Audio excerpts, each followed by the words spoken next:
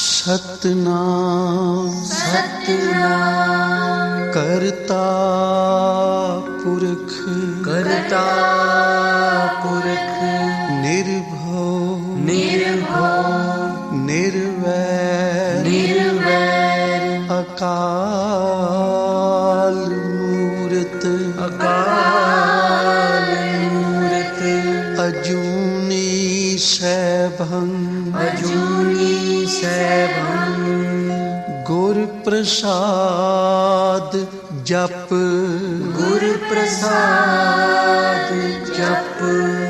आद सच जुगाद सच है भी सच नानक होसी भी सच नानक होसी भी सच।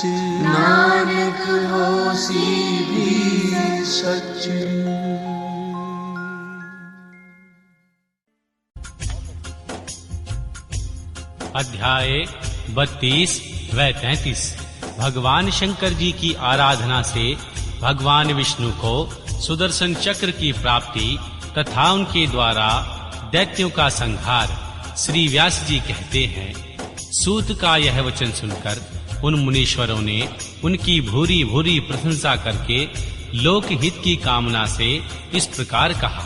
महर्षि सूत जी बोले, आप सब जानते हैं, इसलिए हम आपसे पूछते हैं, प्रभो हरीश्वर लिंग की महिमा का वर्णन कीजिए। तात, हमने पहले से सुन रखा है, भगवान विष्णु ने शिव की आराधना से सुदर्शन चक्र प्राप्त किया था, अतः उस कथा पर भी विशेष रूप से प्रकाश डालिए। महर्षि सूत जी ने कहा, मुनीश्वरों, हरीश्वर लिंग की शुभ कथा सुनो। भगवान विष्णु ने पूर्व काल में हरीश्वर शिव से ही सुदर्शन चक्र प्राप्त किया था। एक समय की बात है, दैत्य अत्यंत प्रबल होकर लोगों को पीड़ा देने लगे और धर्म का लोप करने लगे। उन महाबली और पराक्रमी दैत्यों से पीड़ित हो देवताओं ने देवरक्षक भगवान विष्णु से अपना सारा दुख कह सुनाया। तब श्री हरि कैलाश पर जाकर भगवान शिव की विधि पूर्वक आराधना करने लगे। वे हजारों नामों से भगवान शिव की स्तुति करते थे तथा प्रत्येक नाम पर कमल चढ़ाते थे। तब भगवान शंकर ने श्री विष्णु की भक्ति भाव की परीक्षा करने के लिए उनके लाए हुए 1000 कमलों में से एक को छिपा दिया। भगवान शिव की माया के कारण घटित हुई इस अद्भुत घटना का भगवान विष्णु को पता नहीं लगा। उन्होंने एक फूल का कम जानकर उसकी खोज आरंभ की। दृढ़ता पूर्वक उत्तम व्रत का पालन करने वाले श्री हरि ने भगवान शिव की प्रसन्नता के लिए उस एक फूल की प्राप्ति के उद्देश्य से सारी पृथ्वी पर भ्रमण किया, परंतु कहीं भी उन्हें वह फूल नहीं मिला। तब विशुद्ध चेतना विष्णु ने एक फूल की पूर्ति के लिए अपने कमल दृश एक नेत्र को ही निकाल कर चढ़ा दिया। यह देखकर सबका दुख दूर करने वाले भगवान शंकर बड़े प्रसन्न हुए और वह वही उनके सामने प्रकट हो गए। प्रकट होकर श्री हरि से बोले, हरे, मैं तुम पर बहुत प्रसन्न हूँ। तुम इच्छानुसार वर मांगो, मैं तुम्हें मनोवांछित वर दूंगा। तुम्हारे लिए मुझे कुछ भी अदेय नहीं है। श्री विष्णु बोले, नाथ, आपको सामने देखकर मुझे क्या कहना। आप अंतर्यामी हैं, अतः सब कुछ जानते हैं। यद्यपि आपके आदेश का गौरव रखने के लिए कहता हूँ। दैत्यों ने सारे जगत को पीड़ित कर रखा है। सदाशिव, हम लोगों को सुख नहीं मिलता। स्वामिन, मेरा अपना अस्त्र शस्त्र दैत्यों के वध में काम नहीं देता। परमेश्वर, इसलिए मैं आपकी शरण में आया हूँ। श्री सूत जी कहते हैं, श्री विष्णु का यह वचन सुनकर देवादिदेव महेश्वर ने तेजो रश्मि अपना सुदर्शन चक्र उन्हें दे दिया। उनको पाकर भगवान विष्णु ने उन समस्त प्रबल दैत्यों का उस चक्र के द्वारा बिना परिश्रम के ही संहार कर डाला। इससे सारा जगत स्वस्थ हो गया, देवताओं को भी सुख मिला और उनके लिए उस आयुध को पाकर भगवान विष्णु भी अत्यंत प्रसन्न एवं परम सुखी हो गए। ऋषियों ने पूछा, शिव के यो सहस्त्र नाम कौन कौन से हैं, बतलाइए। जिनके संतुष्ट होकर महेश्वर ने श्री हरि को चक्र प्रदान किया था, उन नामों के महत्व का वर्णन भी कीजिए। श्री विष्णु के ऊपर भगवान शंकर की कृपा कैसे हुई, उसका यथार्थ रूप से प्रतिपादन कीजिए। शुद्ध अंतकरण वाले उन मुनियों की वैसी बात सुनकर श्री सूत जी ने भगवान शिव के चरणारविंदों का ध्यान करके इस प्रकार कहना आरंभ किया। अध्याय 34 भगवान विष्णु द्वारा पठित शिव सहस्त्र नामों स्तोत्र। आइए भक्तों, अब हम मिलकर शिव सहस्त्र नाम स्तोत्र का श्रवण करते हैं। महर्षि सूत जी बोले, मुनीश्वरों सुनो, जिससे महेश्वर संतुष्ट होते हैं वह शिव सहस्त्र नाम स्तोत्र आज तुम सबको सुना रहा हूँ। कल्याण स्वरूप, भक्तों के ताप हरने वाले, सुखदाता, दुख दूर करने वाले, आकाश स्वरूप, पुष्प के समान खिले हुए नेत्र, प्रार्थियों को प्राप्त होने वाले, श्रेष्ठ आचरण वाले, संहारकारी, कल्याण निकेतन, महान ईश्वर, चंद्रमा को शिशोभूषण के रूप में धारण करने वाले, सिर पर चंद्रमा का मुकुट धारण करने वाले, सर्वस्व स्वरूप, विश्व का भरण पोषण करने वाले, श्री विष्णु के भी ईश्वर, वेदांत के सारत्व, सच्चिदानंदमय ब्रह्मा की साकार मूर्ति, हाथ में कपाल धारण करने वाले, गले में नील और शेष अंगों में लोहित वर्ण वाले, ध्यान के आधार, देश काल और वस्तु की सीमा से अविभाज्य,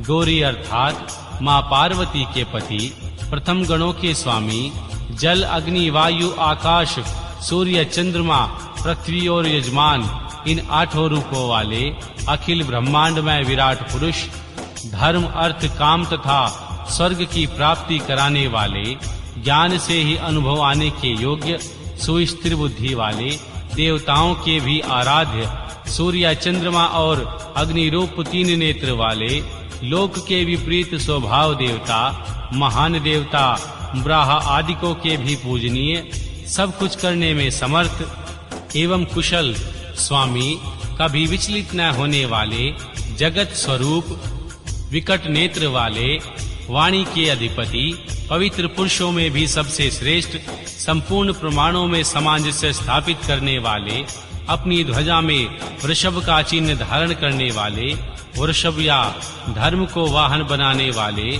स्वामी या शासक, पिनाक नामक धनुष धारण करने वाले, खाट के पाए की आकृति एक आयुध धारण करने वाले, विचित्र वेशधारी, पुराण अनादि पुरुषोत्तम, अज्ञानांधकार को दूर करने वाले, महान योग से संपन्न,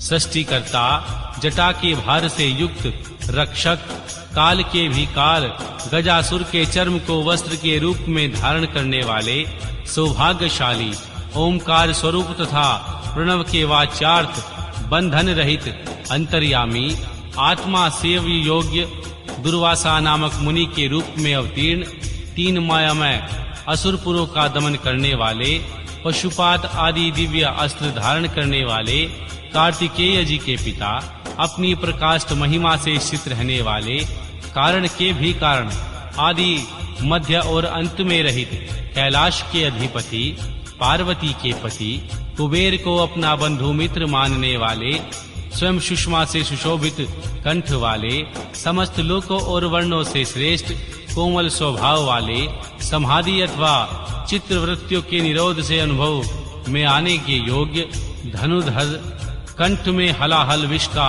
नील चिन्ह धारण करने वाले, परशुधारी, बड़े बड़े नेत्र वाले, वन में व्याघ्र या किरातों के रूप में प्रकट हो शूकर के ऊपर बाण चलाने वाले, देवताओं के स्वामी, सूर्य को भी दंड देने वाले, धर्म के आश्रय, क्षमा की उत्पत्ति, संपूर्ण ऐश्वर्य, धर्म यश, श्री ज्ञान तथा वैराग्य के आश्रय, भाग देवता के नेत्र का भेदन करने वाले, संहार काल में भयंकर रूप धारण करने वाले, माया रूप में बंधे हुए पाशुबद्ध पशुओं जीवों को तत्व ज्ञान के द्वारा मुक्त करने वाले, यथार्थ रूप से उनका पालन करने वाले, गरुड़ रूप, भक्तों के प्रेम करने वाले, शत्रुता रखने वालों को संताप देने वाले, दानी, दया निधान अथवा कृपा करने वाले, कुशल, जटाजूटधारी, कामदेव का दमन करने वाले, शमशानवासी, इंद्रियों तथा सर्वव्यापी,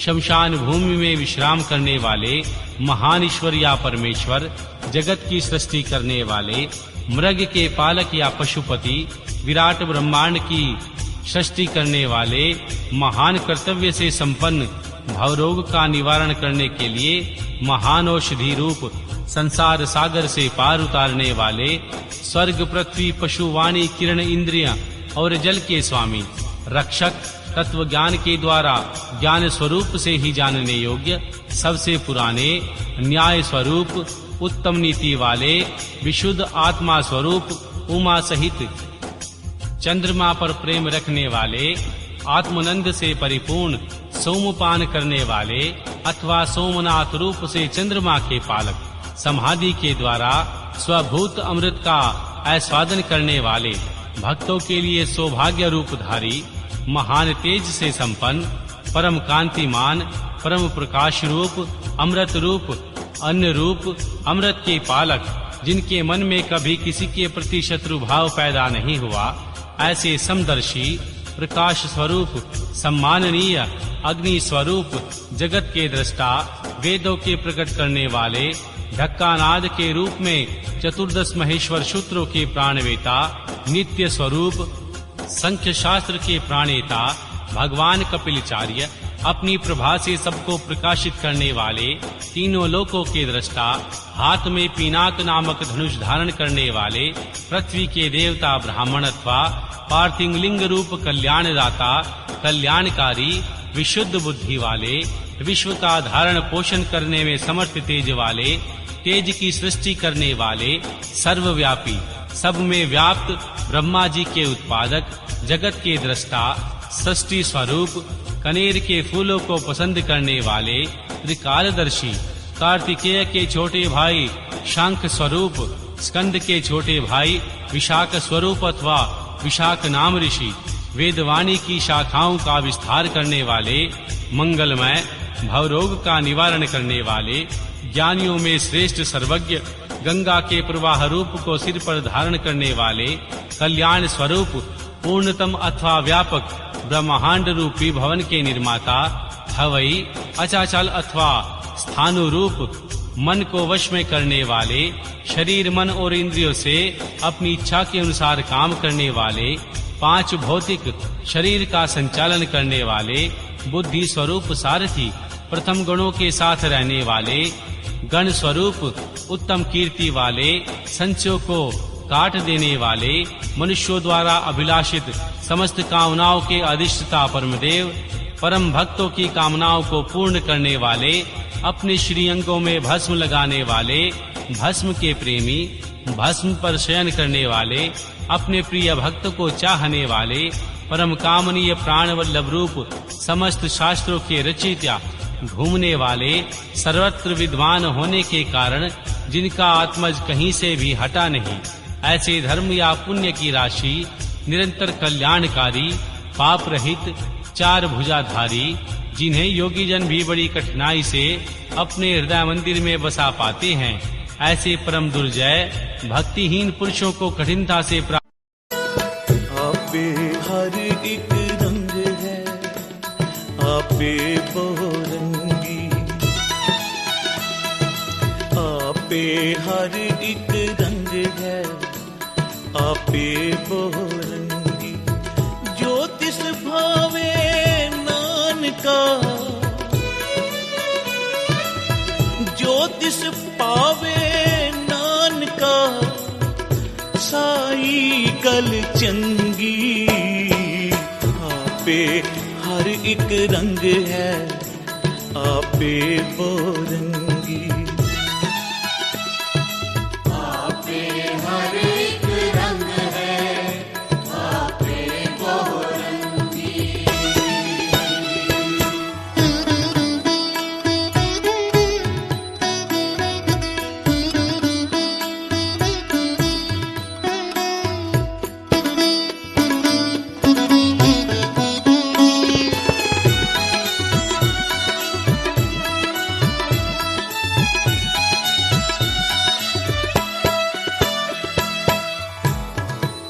सतगुर दाता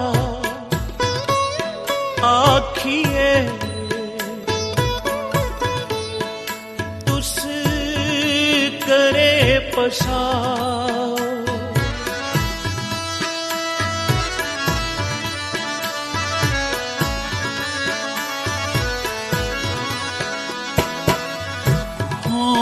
गुर विटो सदवारिया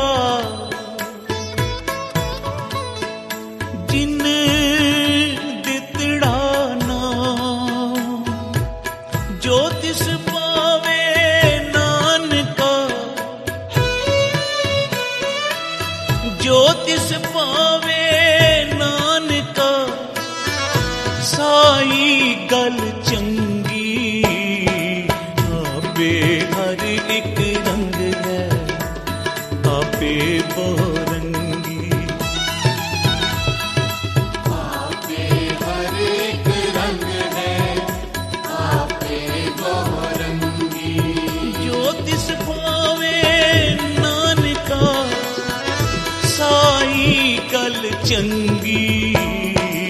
आपे हर एक रंग है आपे बहुरंगी। आपे हर एक रंग है आपे बहुरंगी।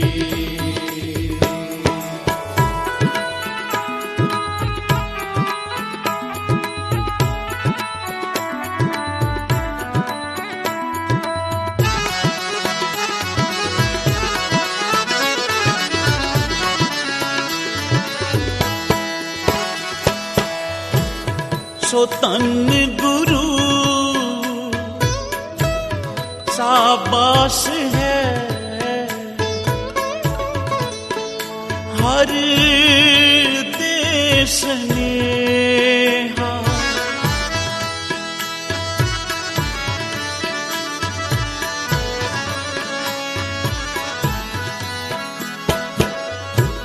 हो वेख वेख गुरु विगसिया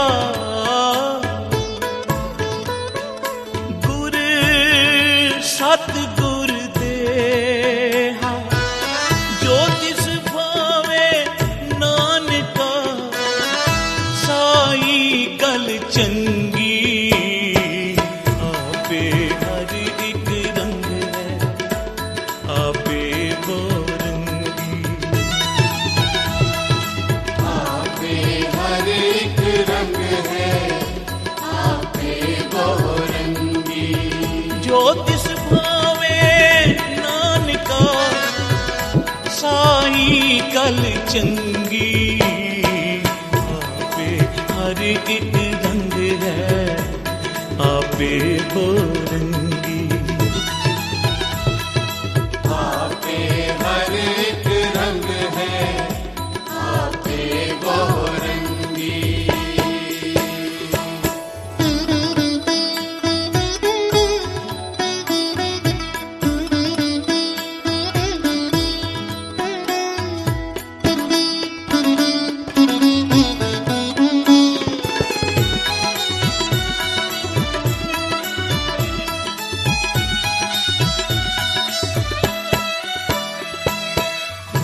गुर रसना अमृत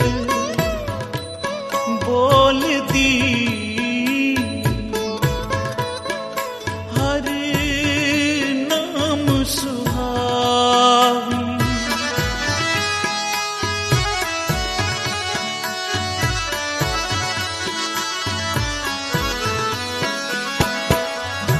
जिन सुन सिखा गुर मनिया तिन्ना भुख सब जा। जो तिस भावे नानका जो तिस भावे नानका साई गल चंगी। आपे हर एक रंग है आपे बहुरंगी।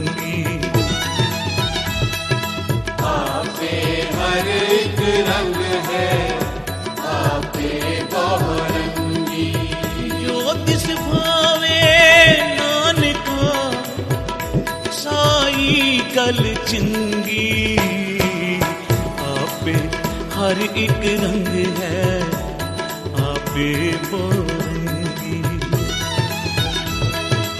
आपे हर एक रंग है, आपे बहुरंगी।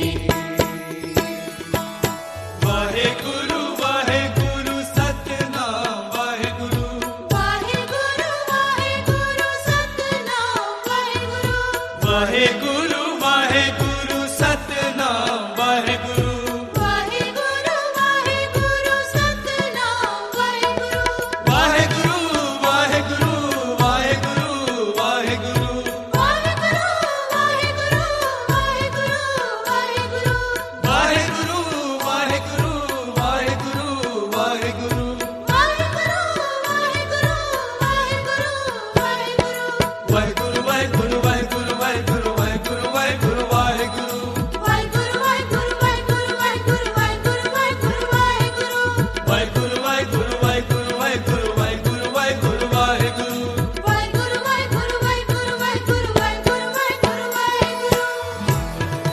हर का मार्ग आखिए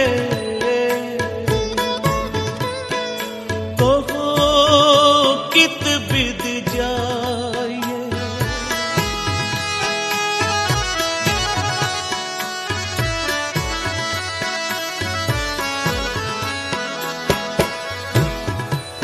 हर हर तेरा नाम है, हर खरच ले जाइए। जो तिस भावे नानका, जो तिस भावे नानका, साई गल चंगी। आपे हर एक रंग है, आपे बोरंगी। सारे कृपा करो। आपे हर एक रंग है, आपे बहुरंगी।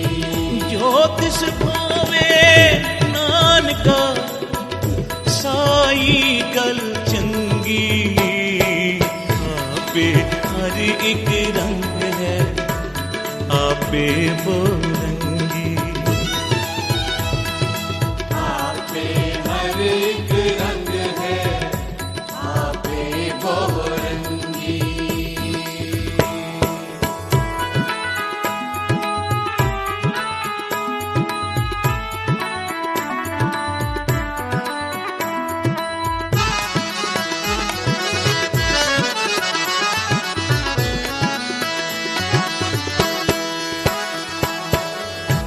जिन गुरमुख हर आराध्या, से सावध दाणे।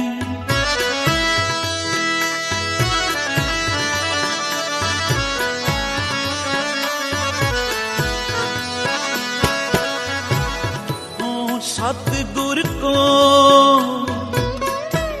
सदवारिया, गुर बचन समाणे।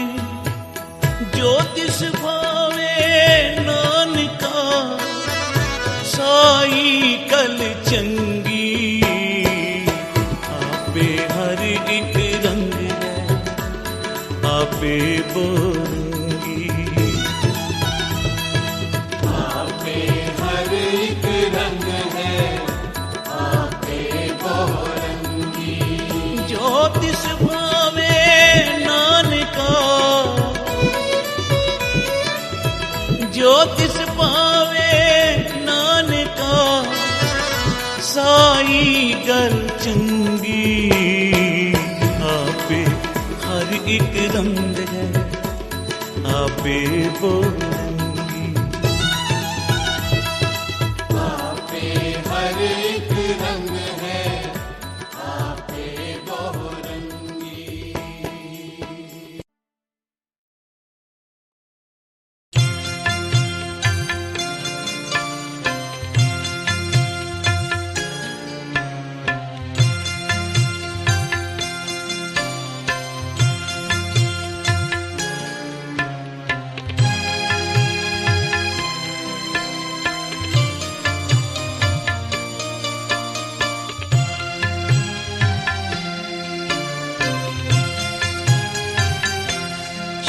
सच्चे पातशाह मेरी बख्श खता मैं निमाना, तू बेअंत तेरा अंत न जाना।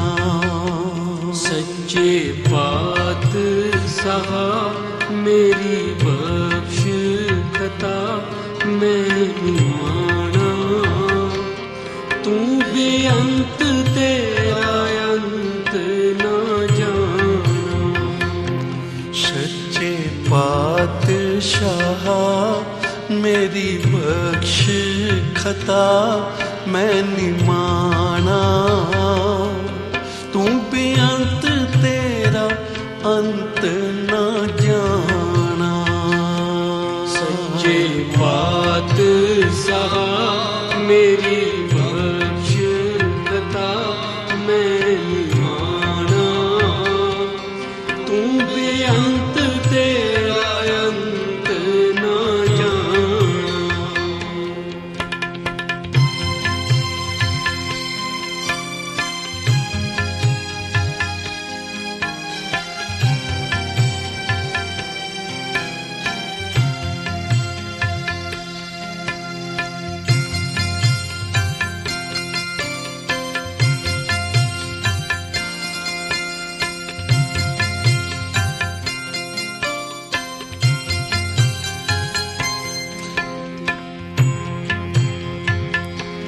दीन छोड़ दुनी संग लागा, तेरा नाम ना जपिया मैं अभागा।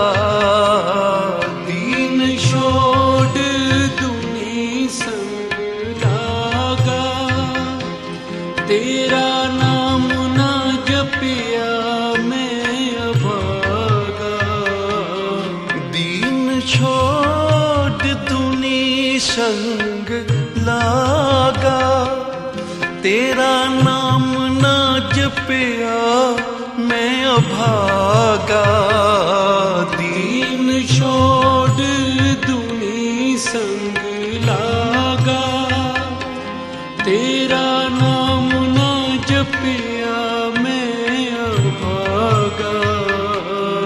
कोई गुण ना पले नरक न मैनू झले पाप कमाना, तू बेअंत तेरा अंत न जाना। सच्चे पातशाह मेरी बख्श खता मैं निमाना, तू बेअंत तेरा अंत न जाना। सच्चे पातशाह मेरी बख्श खता मैं निमाना, तू बेअंत तेरा अंत न जाना। सच्चे पातशाह मेरी बख्श खता मैं निमाना, तू बेअंत तेरा अंत न जाना।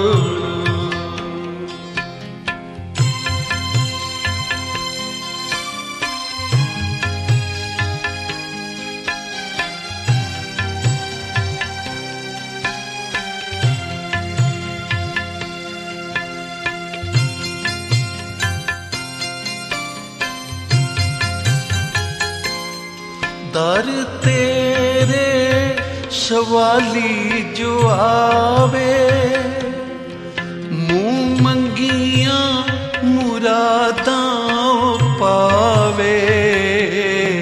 दर तेरे सवाली जो आवे, मुँह मंगिया मुरादां पावे। दर तेरे सवाली जो आवे, मुँह मंगिया मुरादां पावे। दर तेरे सवाली जो आवे,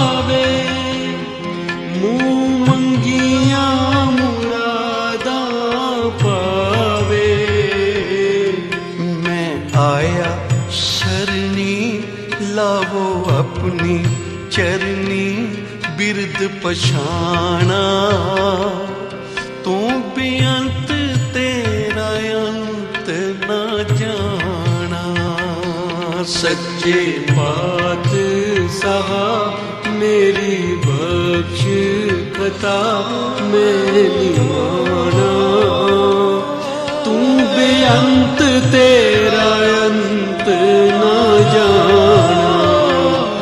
सच्चे पातशाह मेरी बख्श खता मैं निमाना। तू बेअंत तेरा अंत न जाना।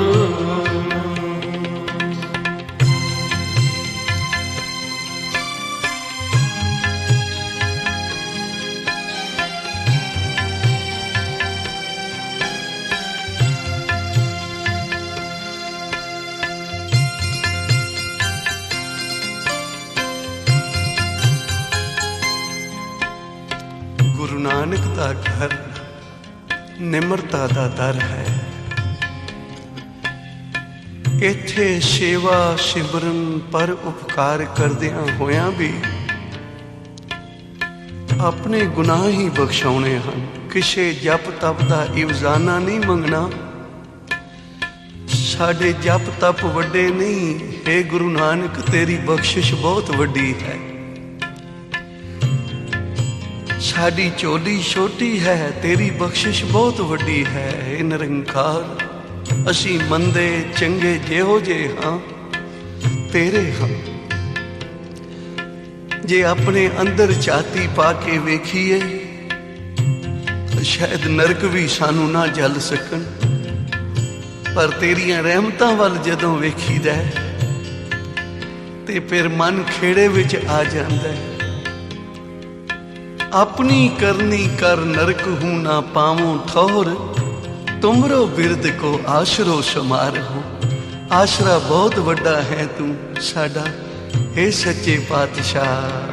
सच्चे पातशाह मेरी बख्श खता मैं निमाना। तू बेअंत तेरा अंत न जाना। सच्चे पातशाह मेरी बख्श खता मैं निमाना। तू बेअंत तेरा अंत न जाना।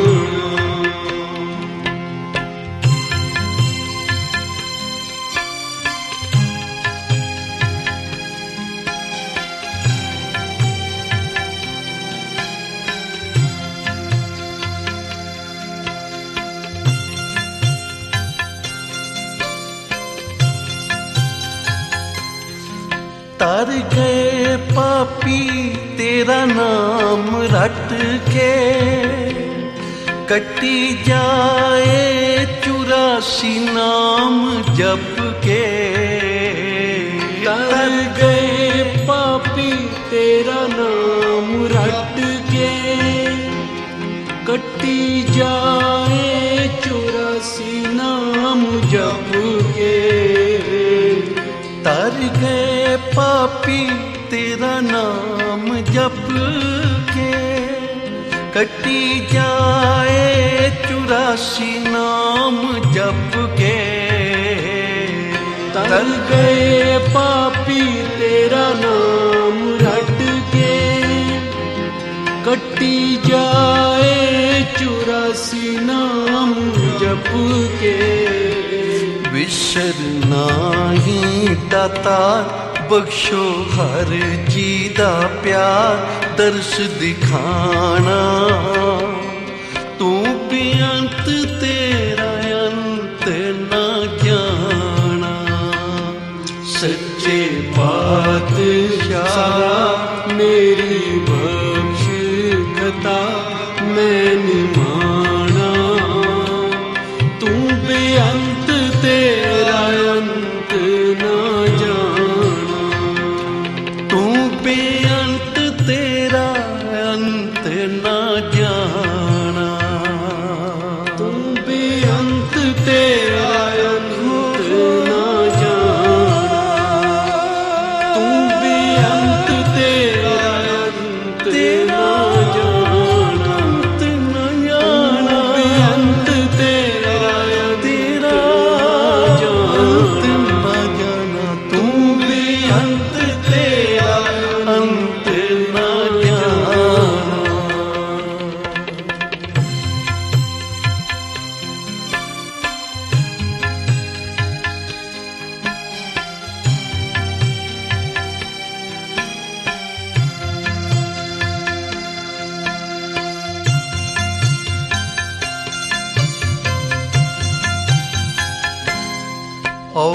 प्यारे की बेनती, तुम सुनो गरीब निवाज, जे हों पूत कपूत हों बहुर पिता को लाज। हे निरंकार असी चंगे मंदे जेहो जे हाँ तेरे हाँ साडे औगण ना चितारी। साडे जप तप पुण्य दान वड्डे नहीं हन। हे गुरु नानक तेरी बख्शिश वड्डी है, तेरी रहमत वड्डी है। भूमिए चोर ते तू कर दिती बख्शिश, मेहर दी नजर वेख लई ते फिर एक पूर्ण साधु बना दिता। असी भी उसे ही पार्टी दे आदमी हाँ, उदों वधीक पापी हाँ। हे निरंकार, जिस तरह बख्शे जांदे हाँ सानू बख्श लै। ये गुरु नानक दे दर दी जिन्हां ने भी बख्शिश पानी है भाई, निम्रता धारण करनी पवेगी। जिन्हां ने गुरु नानक दे घर दा खजाना लुटना है, प्राप्त करना है, ते भाई फिर निम्रता धारण करनी पवेगी। महापुरख बाबा नंद सिंह जी महाराज सारी रात गुरु ग्रंथ साहब महाराज दी हजूरी विच सिमरन विच जुड़े रहना ते अमृत वेले फिर जदों अरदास करनी साहब जी दे चरनां विच तां रो रो के अरदास करनी। है निरंकार, जिवें सज्जन ठग नूं कौड़े राखश नूं भूमिए चोर नूं तारिया, उसे ही पार्टी दे आदमी हाँ, उदों वधीक पापी हाँ। जिस तरह बख्शे जांदे हाँ, हे निरंकार सानू बख्श लै। ये साडे लई पूरने हन। पूरने पा के दसे कि गुरु के सिख ने किस तरह जप तप सिमरन भजन करदियां होया भी जदों भी गुरु ग्रंथ साहब महाराज दे चरनां विच आउणा है तां अपने गुनाह बख्शाउणे हन। महापुरख क्या करते सन भाई, जेड़े गुनाहां दा तैनू पता भी नहीं ना, उन्हां दी भी गुरु ग्रंथ साहब महाराज दे चरनां विच आके माफी मंगिया कर।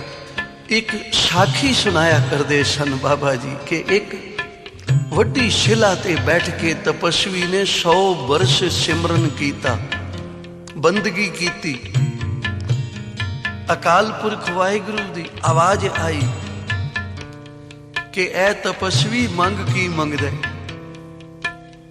ते तपस्वी दे मन विच अहंकार आ गया, बई वेखो मेरी तपस्या परवान हो गई है, तदे ही तां ये आवाजां आ रही हैं। कई मेरा मनुख थोड़ी जी दात भी प्राप्त करके अहंकार कर बैठ कि मेरे वर्गा कौन है। पर याद रखना, अहंकार दी खुराक है, ये शुभ कर्मां नूं खा जाती है। जिस तरह नाम दी खुराक है ना पाप, साचे नाम की लागे भूख, उत भूखे खाए चलिए दुख। परमेश्वर दे सिमरन दी खुराक है, ये पापां नूं खा जांदा है। जिथों तक कीर्तन दी आवाज चली जाती है, पापां नूं साड़ी तोरी चलती जाती है। इसे तरह अहंकार मन विच आ गया, ये शुभ कर्मां नूं खा जांदा। मन विच अहंकार आ गया तपस्वी दे, बई मैं 100 बरस तप कीता है, तदे तां ये आवाजां आ रही हैं कि मंग की मंगदा। तां कहण लगा जी मैनू मेरी तपस्या दा फल दिता जाए। तां निरंकार ने आख्या कि तपस्या दा फल चाहिदा है जां बख्शिश चाहिदी है, सोच लै। पर अहंकार दा पर्दा आ गया ते दोबारा भी आख्या महाराज मैनू मेरी तपस्या दा ही फल दिता जाए। जदों तीसरी वेरा भी इहो कुछ मंगिया ना, तां जिस शिला ते बैठ के तपस्वी ने तप कीता सी ना, ओ शिला स्वरूप धारण करके सामने आन खड़ोती। हे निरंकार, हे वाहिगुरु, क्योंकि हुण ये हिसाब किताब विच पै गया। तपस्वी हिसाब किताब विच हुण पै गया ते हिसाब तां कख दा भी हुंदा है। ਤੇ ਬਖਸ਼ੀਸ਼ ਮਾਲਕ ਲੱਖ ਦੀ ਵੀ ਕਰ ਦੇਵੇ ਨਾ, ਉਹਦਾ ਕੋਈ ਹਿਸਾਬ ਨਹੀਂ ਹੁੰਦਾ। ਉਚਾਰਨ ਕਰੋ ਸ੍ਰੀ ਵਾਹਿਗੁਰੂ। ਇਸ ਲਈ ਹੁਣ ਇਹ ਹਿਸਾਬ ਕਿਤਾਬ ਵਿੱਚ ਪੈ ਗਿਆ। ਇਸ ਨੂੰ ਕਹੋ ਪਹਿਲਾਂ ਮੇਰਾ ਹਿਸਾਬ ਚੁਕਾ ਦੇਵੇ, ਫਿਰ ਇਹਨੂੰ ਇਹਦੀ ਤਪੱਸਿਆ ਦਾ ਫਲ ਦੇ ਦਿਓ, ਕਿਉਂਕਿ 100 ਬਰਸ ਇਹ ਮੇਰੇ ਉੱਪਰ ਬੈਠਾ ਹੈ। ਹੁਣ 100 ਬਰਸ ਮੈਨੂੰ ਆਪਣੇ ਸਿਰ ਤੇ ਰੱਖ ਕੇ ਬੈਠੇ, ਪਹਿਲਾਂ ਮੇਰਾ ਹਿਸਾਬ ਚੁਕਾਵੇ, ਫਿਰ ਇਸ ਨੂੰ ਇਸ ਦੀ ਤਪੱਸਿਆ ਦਾ ਫਲ ਦੇ ਦੇਣਾ। ਜਦੋਂ ਇਹ ਸੁਣਿਆ ਤਾਂ ਫਿਰ ਤਪਸਵੀ ਦਾ ਅਹੰਕਾਰ ਦੂਰ ਹੋ ਗਿਆ, ਧਰਤੀ ਤੇ ਵਿਛ ਗਿਆ, ਹੈ ਨਿਰੰਕਾਰ ਸਾਡੇ ਜਪ ਤਪ ਵੱਡੇ ਨਹੀਂ ਹਨ, ਤੇਰੀ ਬਖਸ਼ਿਸ਼ ਵੱਡੀ ਹੈ, ਤੇਰੀ ਰਹਿਮਤ ਵੱਡੀ ਹੈ। ਤਾਂ ਇਸ ਲਈ ਗੁਰੂ ਕੇ ਸਿੱਖ ਨੇ ਅੰਮ੍ਰਿਤ ਵੇਲੇ ਜਾਗ ਕੇ ਇਸ਼ਨਾਨ ਕਰਕੇ ਨਿਤਨੇਮ ਕਰਨਾ, ਸੇਵਾ ਸਿਮਰਨ ਪਰਉਪਕਾਰੀ ਜੀਵਨ ਬਤੀਤ ਕਰਦਿਆਂ ਹੋਇਆਂ ਵੀ ਗੁਰੂ ਅੱਗੇ ਇਹ ਅਰਦਾਸ ਕਰਨੀ ਹੈ। ਸੱਚੇ ਪਾਤਸ਼ਾਹ ਮੇਰੀ ਬਖਸ਼ ਖਤਾ ਮੈਂ ਨਿਮਾਣਾ, ਤੂੰ ਬੇਅੰਤ ਤੇਰਾ ਅੰਤ ਨਾ ਜਾਣਾ। ਸੱਚੇ ਪਾਤਸ਼ਾਹ ਮੇਰੀ ਬਖਸ਼ ਖਤਾ ਮੈਂ ਨਿਮਾਣਾ, ਤੂੰ ਬੇਅੰਤ ਤੇਰਾ ਅੰਤ ਨਾ ਜਾਣਾ। ਤੂੰ ਬੇਅੰਤ ਤੇਰਾ ਅੰਤ ਨਾ ਜਾਣਾ, ਤੂੰ ਬੇਅੰਤ ਤੇਰਾ ਅੰਤ ਨਾ ਜਾਣਾ। ਓ ਤੂੰ ਬੇਅੰਤ ਤੇਰਾ ਅੰਤ ਨਾ ਜਾਣਾ। ਵਾਹਿਗੁਰੂ ਤੂੰ ਬੇਅੰਤ ਤੇਰਾ ਅੰਤ ਨਾ ਜਾਣਾ। ਸੱਚੇ ਪਾਤਸ਼ਾਹ ਮੇਰੀ ਬਖਸ਼ ਖਤਾ ਮੈਂ ਨਿਮਾਣਾ, ਤੂੰ ਬੇਅੰਤ ਤੇਰਾ ਅੰਤ ਨਾ ਜਾਣਾ। ਸੱਚੇ ਪਾਤਸ਼ਾਹ ਮੇਰੀ ਬਖਸ਼ ਖਤਾ ਮੈਂ ਨਿਮਾਣਾ, ਤੂੰ ਬੇਅੰਤ ਤੇਰਾ ਅੰਤ ਨਾ ਜਾਣਾ।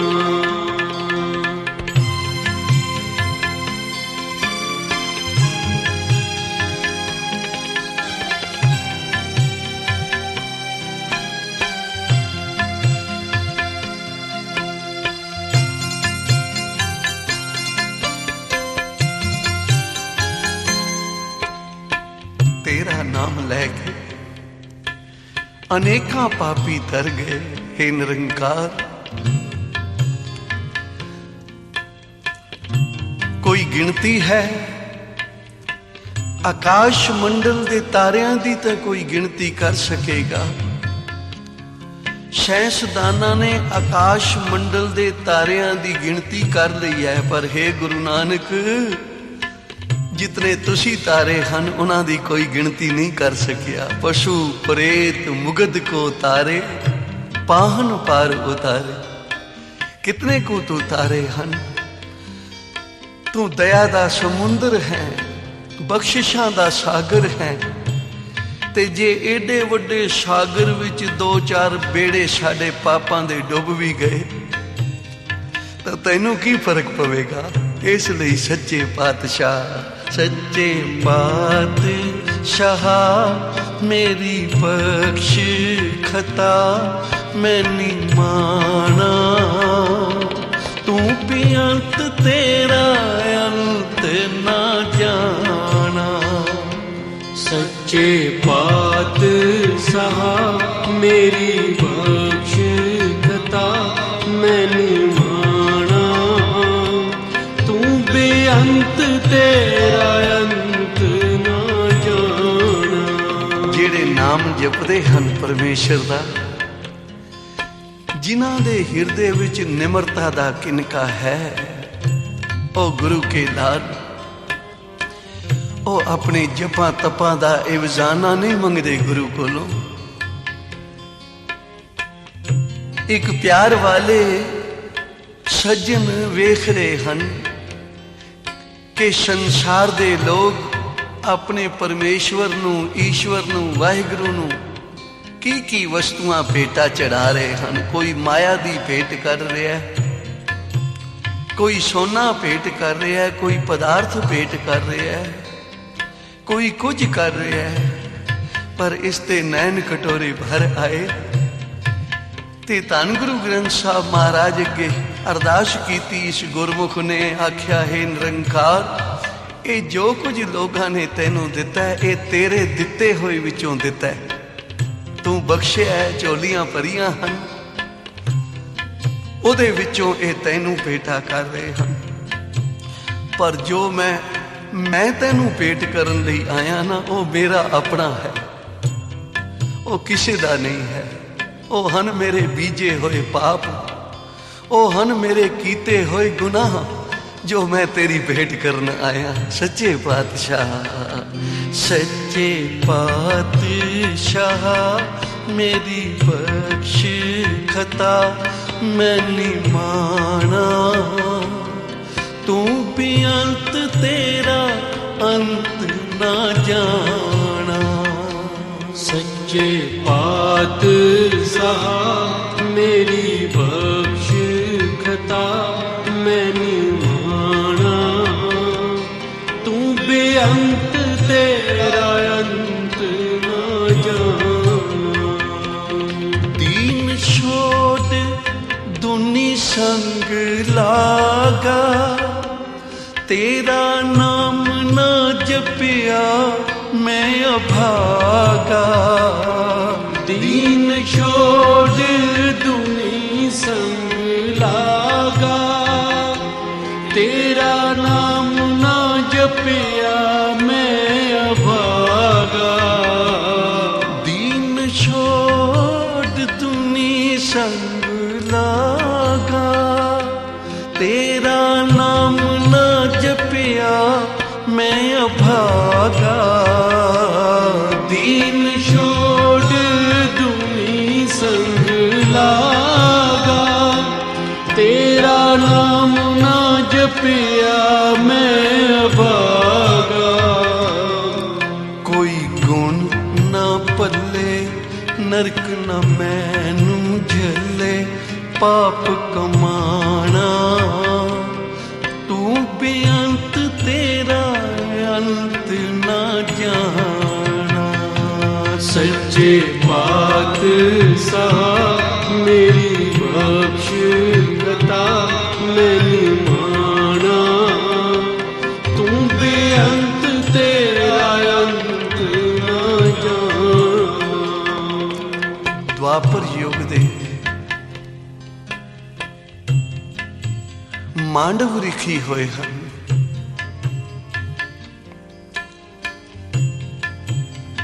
ਛੂਲੀ ਦੀ ਸਜ਼ਾ ਮਿਲੀ ਇਹਨਾਂ ਨੂੰ।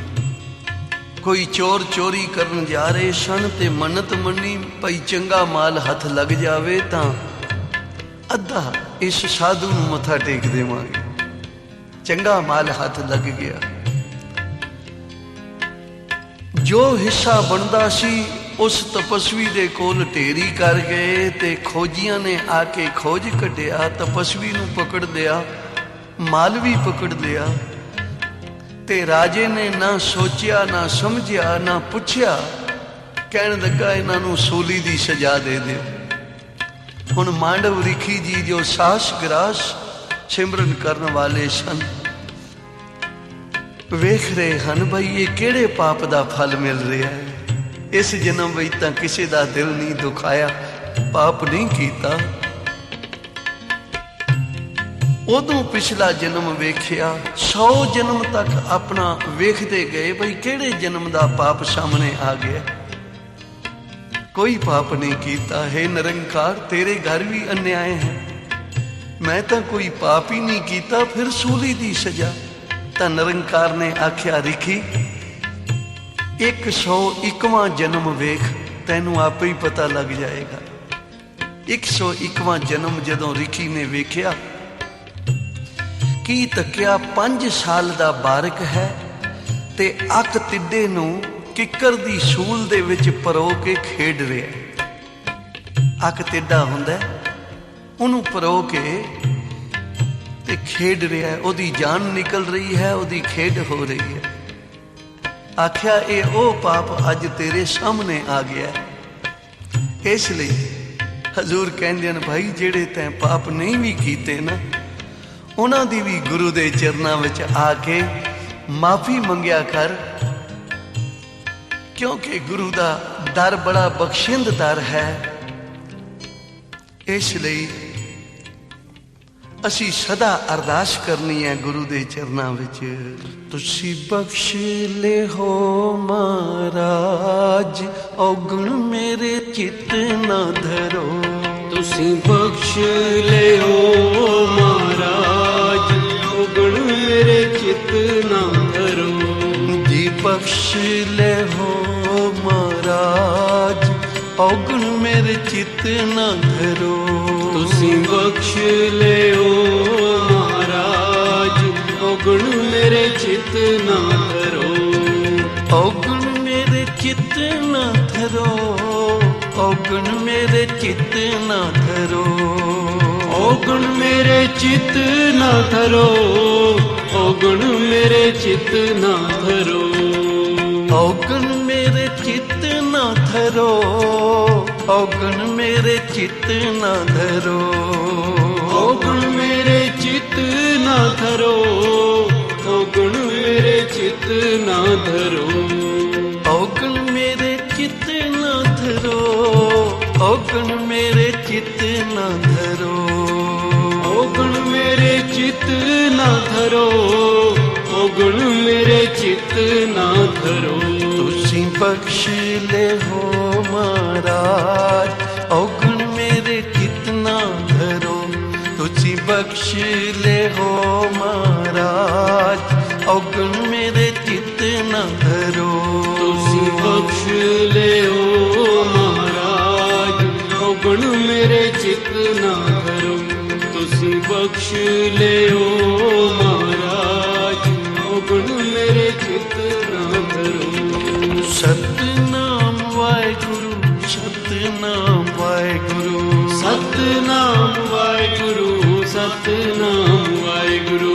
ਵਾਹਿਗੁਰੂ ਵਾਹਿਗੁਰੂ ਵਾਹਿਗੁਰੂ ਵਾਹਿਗੁਰੂ ਵਾਹਿਗੁਰੂ ਵਾਹਿਗੁਰੂ ਵਾਹਿਗੁਰੂ ਵਾਹਿਗੁਰੂ। ਤੁਸੀਂ ਬਖਸ਼ ਲਿਓ ਮਹਾਰਾਜ, ਔਗਣ ਮੇਰੇ ਚਿੱਤ ਨਾ ਧਰੋ। ਬਖਸ਼ ਲਿਓ ਮਹਾਰਾਜ, ਔਗਣ ਮੇਰੇ ਚਿੱਤ ਨਾ ਧਰੋ।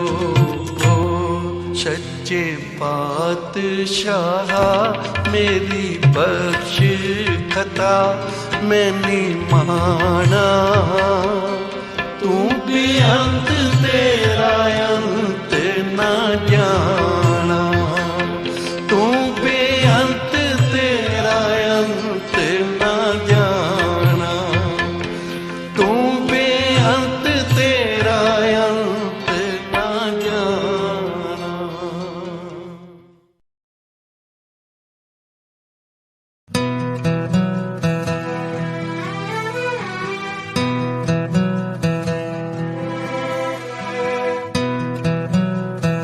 Wish you a very happy Diwali. सबको दिवाली की बहुत बहुत शुभकामनाएं और गुरु जी को प्रणाम, गुरु जी की संगत को प्रणाम और गुरु जी का बहुत शुक्राना और हर पल शुक्राना गुरु जी का। इनफैक्ट में तो शुक्राना शब्द ही बहुत कम है, जितना शुक्राना करो गुरु जी का उतना ही कम है। गुरु जी ने किसी संगत को एक बार बहुत अंपायर स्टेट में कुछ बात हुई थी, तो वहां खुद गुरु जी ने कहा था कि वो जब उन्होंने माथा टेका वहां पर, तो उन्होंने बोला कि तेरे को याद है 300 साल पहले मैं तेरे पास आया था तो तुमने हमें ठा दी थी, वो उन्होंने ये शेयर किया।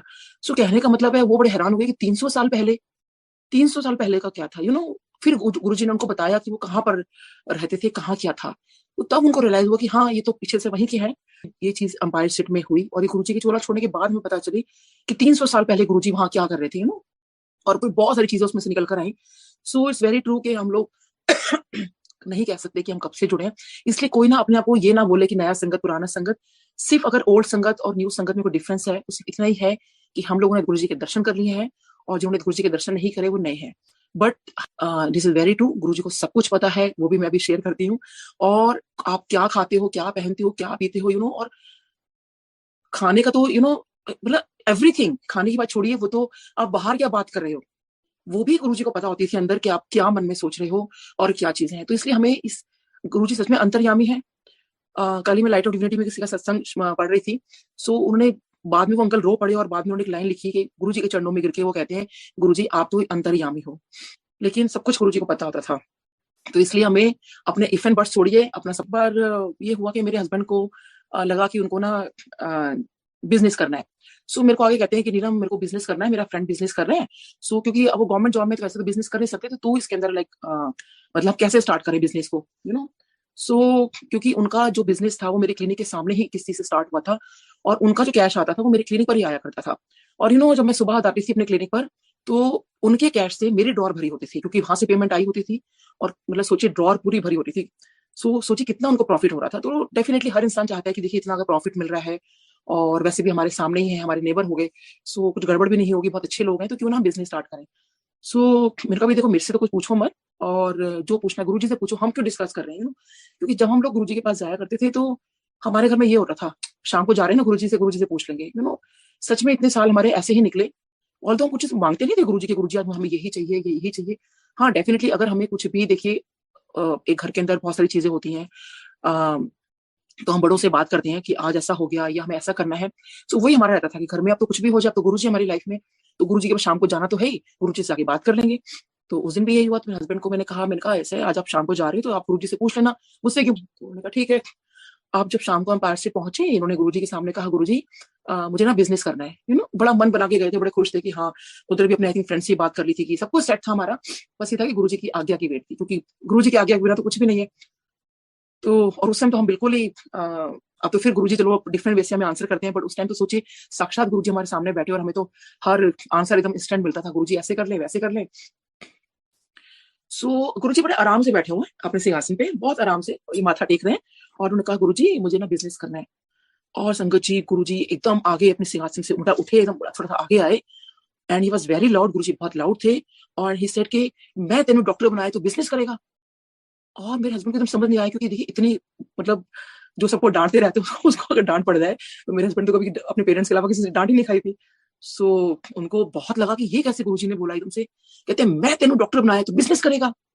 एंड गुरुजी, मैं तो बहुत आराम से बोल रही हूँ, सोचिए गुरुजी ने बड़े लाउड बोला, आसपास के लोग देखने लगे, और गुरुजी ने बोला बड़ी जोर जोर की, लोकी देखिए एनु, मैं एनु डॉक्टर बनाया, बिजनेस करेगा। तो जैसे बच्चे को डांटते, पता तू ये करेगा, तू ये करेगा, लिटरली बहुत गुस्से से बोला, मैं तेनू डॉक्टर बनाया। बार बार गुरुजी बस यही बात बोल रहे थे, मैं तेनू डॉक्टर बनाया तो बिजनेस करेगा। आप मेरे हस्बैंड तो बिल्कुल वो हो गए, क्योंकि कुछ वो तो बोल ही नहीं पा रहे थे एकदम से, और ना बिल्कुल जैसे गुस्से में होते हैं कि मतलब हम भी जैसे एज अ पेरेंट भी गुस्से में, तो कैसे करेंगे, हाथ ऐसे करके बैठ जाएंगे करके ना, और गुरुजी को देखे जा रहे हैं गुस्सा, मतलब। सो एनीवे फिर वो ये बाहर आए, कहते हैं ना गुरुजी ने मुझे ऐसे कस के डांट लगा दी कि मैं तेरे डॉक्टर बनाया। सो मैं तब से ये सोच रहा हूँ कि गुरुजी ने भी डॉक्टर कैसे बनाया। और सोचिए उनका वो डांट तो ठीक है, मतलब वो तो हमें पता था कि गुरुजी डांट रहे हैं या कुछ कर रहे हैं, तो हमें तो उसमें भी बहुत ब्लेसिंग्स मिलती थी, बट गुरुजी ने डॉक्टर बनाया, हाउ दिस इज पॉसिबल। क्योंकि मेरे हस्बैंड ने जब एडमिशन मेडिकल में एडमिशन मतलब ज्वाइन किया था, दैट वाज इन 1976। तो सोचिए 1976 में वो डॉक्टर बन रहे हैं, उनका एडमिशन होता है। हम ये बात आई थिंक 2007 की है, इतने साल बाद गुरुजी मतलब हमें मिलते हैं और ये कह रहे कि मैं तुम डॉक्टर बनाया। तो 76 में गुरुजी हमारे साथ कैसे थे, तो इसी कश्मकश में हमारा बड़ा वो रहा। तो फिर हमें इस बात से मतलब यही हमें मैसेज मिला कि सोचिए कि वही आज बाई चांस यही चीज वचन मेरे सामने आई, दिस इज वेरी ट्रू, कि जो डॉक्टर बनाने वाले हैं, जो कुछ करने वाले हैं, वो मेरे हस्बैंड को गुरुजी ने बनाया। इसका मतलब वो तभी भी हमारे साथ में थे और अभी भी साथ में है, तो वो हम क्यों इफ एंड बट्स लगाए। तो उस दिन मेरे को ये चीज क्लियर हो गई, क्योंकि मेरे भी ना ये बहुत ग्रजेस रहती थी, गुरुजी आपने उसके साथ तो आपने ये किया, आपने वो किया, आप वहां पे घूमने जाते थे, मुझे क्यों नहीं लेके गए। जब पता चलता था कि संगत को, सबको पता ही, अब तो सब लोगों ने सत्संग ऑलमोस्ट सुन लिए हैं कि गुरुजी सारी संगत को इकट्ठा करके ले जाया करते थे, और कभी कभी तो ये चीज मैंने मिस की। और क्योंकि मैंने कहा गुरुजी मैं भी तो वही थी, आपने मुझे क्यों नहीं बोला। बट हमारा यही होता था कि भाई हस्बैंड का रहता था नहीं, जल्दी चलो घर, क्योंकि हमें कल मेरा ऑफिस है और ये है वो है करके। सो खैर गुरुजी को पता था कौन किसको ले जाना है, किसको, वो गुरुजी की मर्जी। बट मेरे मन में उस टाइम ये चीज रहती थी तो मैं भी ना ये बहुत ज्यादा कर रही थी देखना। और पैंडेमिक टाइम में जब मैंने और लोगों के सत्संग सुने अपने से पुराने संगत की, अच्छा गुरुजी ने ये भी किया हुआ, ये भी किया हुआ, उसको शादी में ले गए थे, उसको ये किया था। सो एक बार हमें शादी में भेजा था, बट वो गुरुजी वहां पर नहीं आए थे, और हमें काफी शादियों के कार्ड मिले, लेकिन कुछ तो गुरुजी के टाइम के थे और कुछ हमें बाद में मिले, ज्यादातर तो हमें बाद में मिले थे। सो लेकिन वही था, भेजा, लेकिन वहाँ गुरुजी वैसे मौजूद नहीं थे। लेकिन वैसे तो मौजूद खैर हर जगह ही है गुरुजी, लेकिन हम तो गुरुजी का फिजिकल फॉर्म ढूंढते थे ना उस टाइम। लेकिन फिर मैं पेंडेमिक टाइम में भी मैं ऐसी बहुत वो कर रही थी कि गुरुजी जो भी है आप हमें नहीं ले जा सकते थे। तब डुगरी का प्लान बना, 30-35 लोगों को भेजा था आपने, और मैं भी तो वही थी, मुझे क्यों नहीं भेजा आपने? तो मैं ऐसे जैसे बच्चों को कहते रहते हैं क्या है गुरुजी, आपने ये नहीं किया, आपने वो नहीं किया।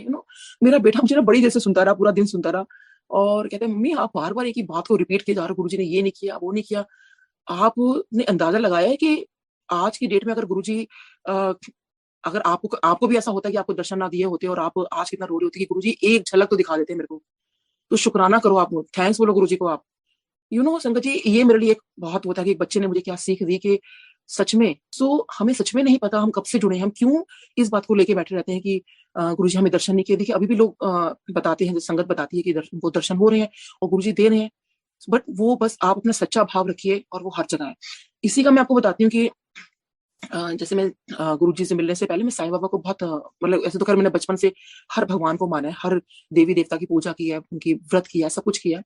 साईं बाबा मंदिर मेरे पास में है, तो जब मुझे दोपहर में 31 मई का मुझे जब न्यूज मिली, मैं अपनी क्लिनिक पहुंची थी, पाल आंटी का फोन आता है कि नीलम गुरुजी की तबीयत बहुत ज्यादा खराब हो गई है, बड़े मंदिर पहुंचो, गुरुजी के लिए प्रे करना है। मैं तो बस अभी काम स्टार्ट ही किया था किसी पेशेंट का, और मैंने इनको बोला, मैंने कहा मैं आपका काम नहीं कर पाऊंगी, मेरे गुरुजी की तबीयत खराब है। उनको पता था ये बहुत गुरुजी करते हैं, तो लाइक कि डॉक्टर साहब कोई बात नहीं, आप निकलो, क्योंकि मेरे से तो एक सेकंड रुका नहीं गया, मतलब गुरुजी की तबीयत खराब है, बड़े मंदिर में जाना है। उन दिनों बच्चों की वो जो समर वेकेशन चल रही होती है, तो बच्चे बाई घर में, तो डॉक्टर साहब दोपहर में बच्चों के पास आ जाया करते थे। इनको मैंने कॉल किया, मैंने कहा ऐसे बस सब नीचे रेडी मिलना मेरे को, गुरुजी की तबीयत ठीक नहीं और हमें बड़े मंदिर पहुंचना है, जो लंच भी गाड़ी में कर लेना। हम लोग खैर बड़े मंदिर पहुंचे, तो लेकिन उससे जाने से पहले मैं साईं बाबा मंदिर गई। मैंने साईं बाबा मंदिर जब मैं गई, तो मैंने कहा साईं बाबा मैंने आपकी पूजा पाठ की है, कभी कुछ नहीं मांगा मैंने, लेकिन मैं आज आपसे मांगती हूँ कि मैं आपकी, कहते हैं ना कि आपके जो आपकी पौड़ियां चढ़ता है, तो उसको कभी भी मैं खाली हाथ नहीं भेजता। तो मेरी आज की अरदास है कि मैं जब वहां जाऊं ना, तो मेरे गुरुजी मेरे को बिल्कुल ठीक मिले। तो सोचिए मैं साईं बाबा पे अरदास कर रही हूँ, और मैं गई वहां पे, मैंने माथा टेका साईं बाबा को रोते रोते, और कि मतलब गुरुजी ठीक रहे। और हम लोग बड़े मंदिर पहुंचे, तो वहां पर देखकर तो आप सोच सकते हो कि हम मेरी क्या थी, सबकी बहुत बुरी हालत हुई हम लोगों की। मैं आपको बयां भी नहीं कर सकती कि उसने क्या हुआ था, हम लोग कैसे हालत थी, हम पागलों की तरह कैसे सब रो रहे थे, क्या बुरा हाल था वहां पे। तो उसके बाद ना मुझे साईं बाबा पे बड़ा गुस्सा चढ़ा हुआ था। मैंने कहा साईं बाबा, आपको तो कहते हैं कि आप इस जो सच्ची अरदास करे और आपके जो मतलब सीढ़ियां चढ़े तो उसकी आप बात पूरी करते हो, ये करते हो।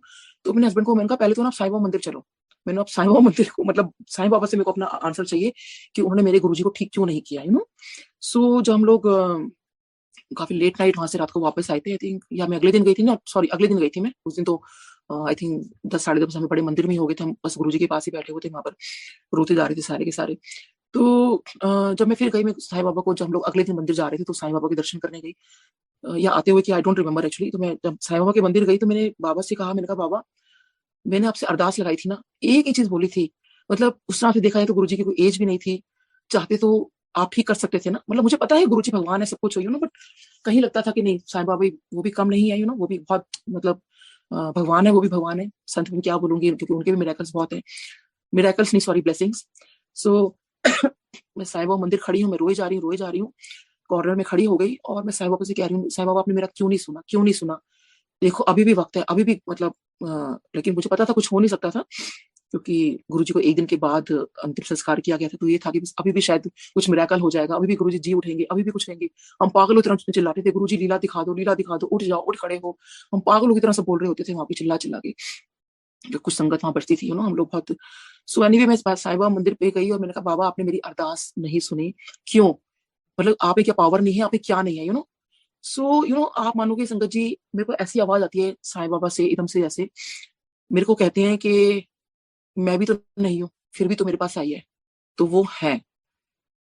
मैं एकदम से बहुत चौकन्नी हो गई कि ये मुझे क्या बाबा ने आंसर किया, और it was very clear actually कि सच में साईं बाबा भी तो नहीं है ना। देखिए वो तो आई थिंक 14 या 15-16, I don't remember the year, वो तो जब चले गए थे, सोचिए उसके कितने सालों बाद, तो उस टाइम तो मैं थी भी नहीं, तो फिर भी हम मान रहे हैं कि साईं बाबा है। तो ये क्लियर आंसर मुझे मिलना कि मैं भी तो नहीं हूँ, फिर भी तो मेरे पास आई है, क्यों। तो वो है, यानी गुरुजी हैं, गुरुजी कहीं नहीं गए हैं। So it was very clear कि गुरुजी हमारे कहीं नहीं गए हैं, और उनको वो अंतर्यामी है, उनको सब पता है। अब मैं आपको बताती हूँ कि ये चीज कैसी हुई कि एक बार मैं गुरुजी के पास माथा टेकने जा रही थी अंपायर स्टेट में। तो मैं मन में सोचती जा रही हूँ कि गुरुजी ने ना, जब भी मैंने गुरुजी को माथा टेका है, गुरुजी हमेशा मेरे से इतना कुछ पूछ लेते हैं और उसके अकॉर्डिंग से तो कुछ बता देते होंगे। I am really very sorry Guruji, मैंने ऐसा सोचा, और कि कुछ होता है ना, जैसे सब कुछ पूछ लिया फिर मैनिपुलेशन से कुछ आंसर किया या कुछ किया। आई am really very sorry Guruji, but उस टाइम मैंने हाँ ऐसा सोचा। और मैं ना माथा टेकने जा रही हूँ गुरुजी को, और मन में सोचिए अंपायर स्टेट में गुरुजी सामने बैठे हैं, और उनके सामने मैं सोचती जा रही हूँ कि गुरुजी ने कभी भी मेरे बारे में ऐसा कुछ नहीं बताया जो पहले ना पूछा हो। मतलब वही बातें होती हैं, फिर पूछ लेते हैं अच्छा डॉक्टर हो कहाँ, मतलब everything Guruji used to ask. मतलब मैं उठने लगती थी, फिर गुरुजी कुछ क्वेश्चन पूछ लेते थे, फिर मैं उसका आंसर करती थी। फिर मैं उठने लगती थी कि चलो आज्ञा ले लो, फिर गुरुजी कुछ पूछते थे, I used to give answer. तो गुरुजी काफी बातें करते थे, और आज मेरे को लगता है कि गुरुजी को कितना बिठाना चाहते थे, और मैं लगता था कि अरे रे बच्चे बाहर खड़े हैं, वो वेट कर रहे हैं, क्योंकि ये लोग तो फटाफट कई बार हाथ जोड़ के चले जाते थे। बस गुरुजी जैसे ही मेरा टर्न आता था, गुरुजी कुछ कुछ पूछने लगते थे। हाँ बेटा जरूर मेरे पास बैठा रह जाता था, और डॉक्टर बहुत, क्योंकि बेटी उस टाइम मेरी 4+ थी और बेटा 9+, तो बेटी तो फटाफट थी, चलो डैडी के साथ बाहर निकलो, गोदी में चल। तो उस टाइम मैं क्या बता रही थी, हाँ। सो उसके बाद जैसे मैंने माथा टेका और मैं सोचती हुई जा रही हूँ गुरुजी के पास कि गुरुजी आपने तो कभी ऐसा मेरे बारे में कुछ नहीं बताया। मन में सोच रही हूँ, गुरुजी को नहीं बोल रही हूँ। सो फिर मैंने यही सोचते सोचते बस मैंने माथा टेका, तो एकदम से मुझे गुरुजी कहते हैं तो फिर होर दस तू मौलाना दास से है। मैंने कहा हाँ जी गुरुजी। तो गुरुजी बड़े से हल्का सा स्माइल थी, अच्छा। और संगत जी मैं जैसी मुड़ी, मैंने लिटरली वहां से ऐसे लिटे ऐसे ही कान पकड़े। मैंने कहा गुरुजी आई एम सॉरी, मतलब मैं आज के बाद कभी भी आप पे शक नहीं करूंगी, क्योंकि मौलाना आजाद मेडिकल कॉलेज मेरे कॉलेज का नाम है, वो तो कभी उन्होंने पूछा ही नहीं था। अब देखिए कोई भी कहीं से भी कोई ग्रेजुएशन करके आ सकता है, कॉलेज का नाम बता देना मौलाना आजाद। सो तो अब तो अंतर्यामी तभी बता पाए। फिर मुझे मतलब किसी को मैं ये चीज बता रही थी उसी वक्त, तो किसी ने कहा कि ये भी तो हो सकता है कि किसी ने बता दिया हो कि भाई, क्योंकि हमारा नंबर 1 कॉलेज है, तो होता ही ना कि अरे वहाँ की पढ़ी हुई डॉक्टर है सो मैंने कहा नहीं, वहां पे क्योंकि गुरुजी के पास ये इंट्रोडक्शन देना, किसी को ऐसे बताना मतलब ही नहीं था ये चीज नहीं होती थी।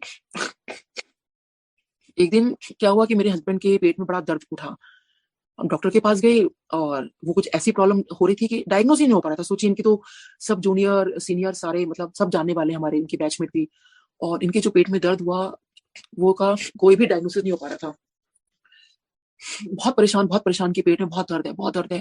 तो इनको मैंने कहा एक काम करो, आज हम गुरुजी के पास जा रहे हैं, तो गुरुजी से पूछ लेना कि गुरुजी पेट में बड़ा दर्द है और क्या करूं। सो मेरे को एम्बेसडर पहुंच चुके थे।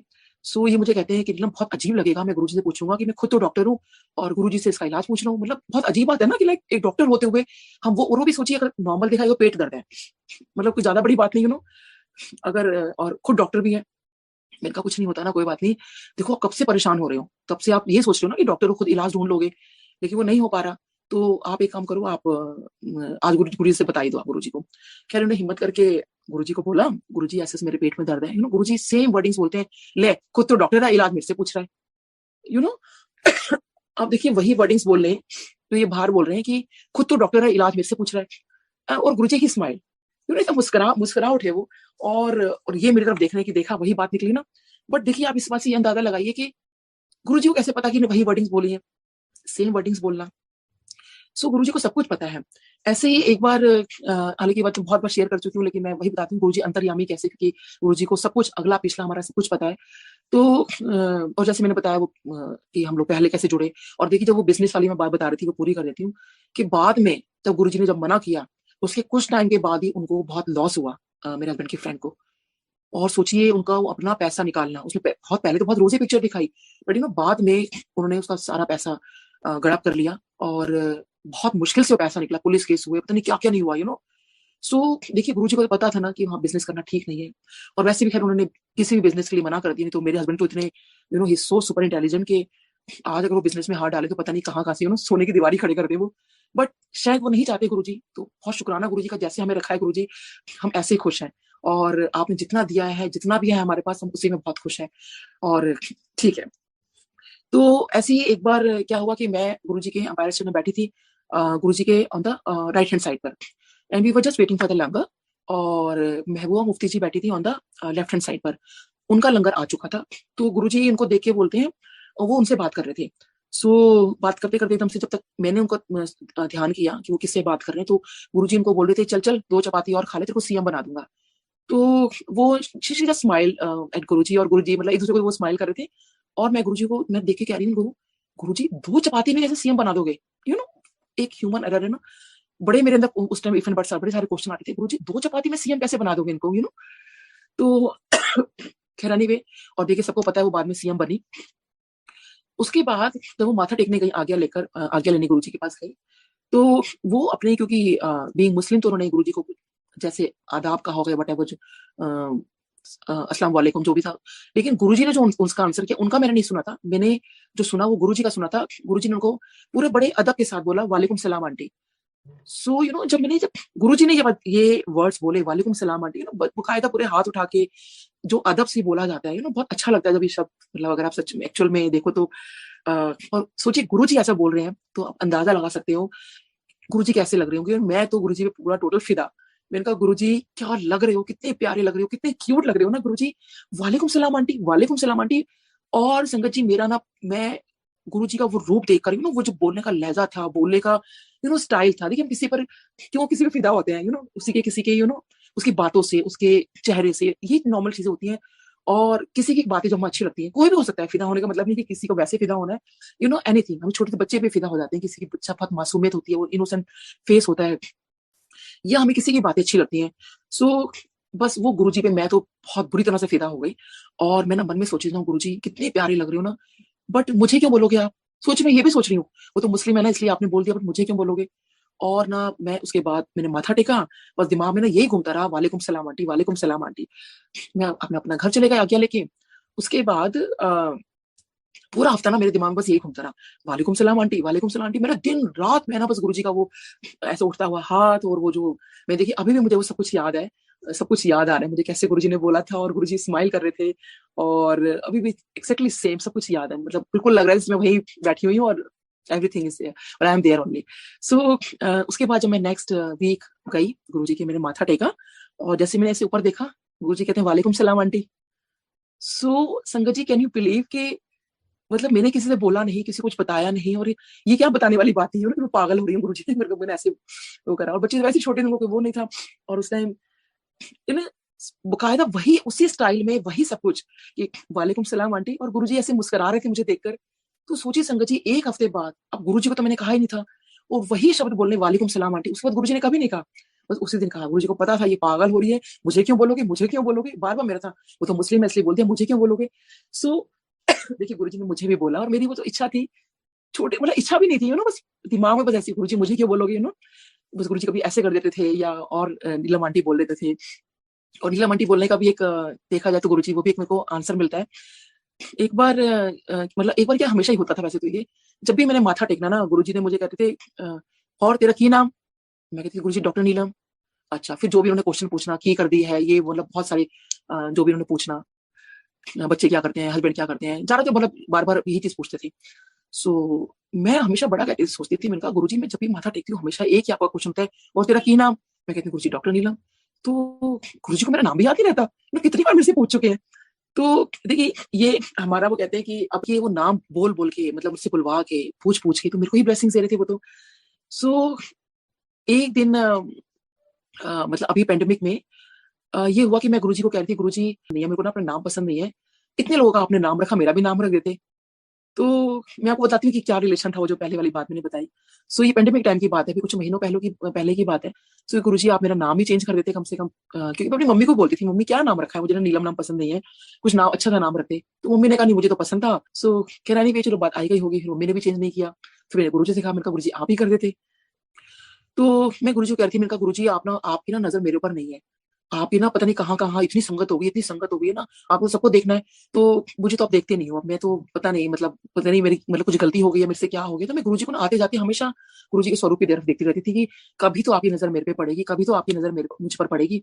सो और देखिए गुरुजी आपको ना हर बात का आपका आंसर करते हैं, हर चीज का। सो मुझे ना बहुत सारा कुछ डिलीट करना था, तो मैं कहा चलो ये शब्द ना मैं डिलीट, मतलब कुछ डिलीट करना था, तो मैं कहा देख लेती हूँ मैं डिलीट क्या कर रही हूँ। तो तभी एक शब्द आता है, उसकी व्याख्या चल रही थी, उस व्याख्या में खाली कुछ ही चीजें मैंने सुनी, और जिसमें यही आ रहा था कि फिर गुरु की नजर उस पर पड़ी। मुझे वो शब्द याद नहीं है, मैं बहुत ढूंढ रही हूँ, पता नहीं कहाँ चला गया, लेकिन मुझे बस आंसर करना था कि फिर गुरु की नजर पड़ी, और वो जो भागता है यानी उस टाइम वो बहुत बुरे, मतलब अपने आप को वो कह रहे हैं मैं बहुत बुरा इंसान हूँ, बहुत बुरा इंसान हूँ। वो गुरु के दर पे जाते हैं और वहां सेवादार को कह रहे हैं मैं बहुत बुरा इंसान हूँ, लेकिन मैंने सुना ही यहाँ कोई गुरु है। तो वो व्याख्या कर रहे हैं कि सोचो, गुरु की नजर पड़ी कि ऐसा कौन मेरे दर पर आया है जो खुद मुंह से कह रहा है कि मैं बहुत बुरा हूँ। तो उनका जो व्याख्या थी उसमें कहने का तात्पर्य उनका ये था कि आप ही नीवे होकर अपने आप को मानो, अपने आप को शो ऑफ मत करो कि मैं पता नहीं क्या चीज हूँ, मैं बहुत अच्छा हूँ, भगवान को सब पता है। कि उस इंसान ने सच शब्द बोले कि मैं बहुत बुरा हूँ, मैं बहुत पापी हूँ। तो तब गुरु की नजर पड़ी कि मेरे दर पे कौन सच्चा इंसान आया है, वो सच बोल रहा है।